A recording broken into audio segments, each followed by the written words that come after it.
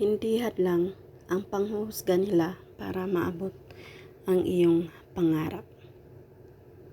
Ilang beses ka na ba nilang hinusgahan? Ilang masakit na salita na ba ang bumaon sa iyong isipan? Ilang beses ka na nilang nilait at kinutya? Ilang ulit ka na ba nilang nabiktima ng mundong mapagusga? Ilang ulit na nga ba?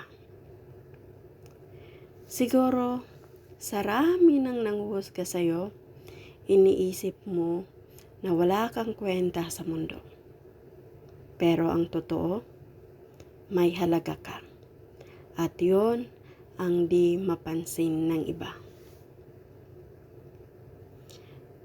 Minsan siguro, naisip mo kung paano mo ilulugar ang sarili mo sa mapanlait na lipunan. Kung kakapit ka pa o patuloy ka nang magpapahila pababa. Kung paano ka magbabago para matanggap ka nila. Pero, di mo naman kailangang magbago para sa ibang tao. Ang kailangang magbago ay yung mga nanghuhusga sa iyo.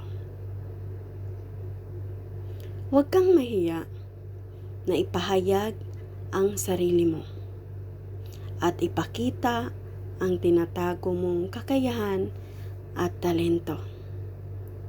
Sa ibabaw ng mundo na malaing tablado kung saan lahat ng tao ay siyang hurado.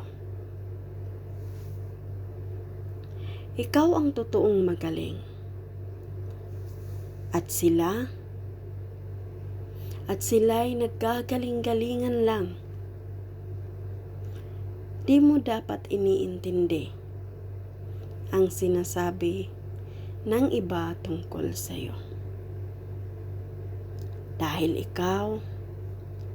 ikaw lang mismo ang nakakakilala sa sarili mo. Bakit ka nga ba nila hinihila pababa? Kasi nakakaangat ka sa kanila. Hindi hadlang ang panghusga nila para maabot ang iyong pangarap. Maniwala ka sa iyong sarili at patuloy na magpursige para sa iyong hinaharap, para sa iyong pamilya, para sa iyong sarili. At wag mong hayaang guluhin nila ang iyong mga plano at gusto. Bagkus, gawin mo silang inspirasyon para ikay umasenso. Lumaban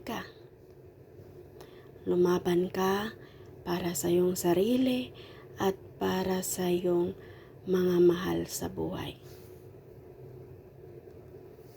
Huwag kang mag-alala at huwag mong intindihin ang iba.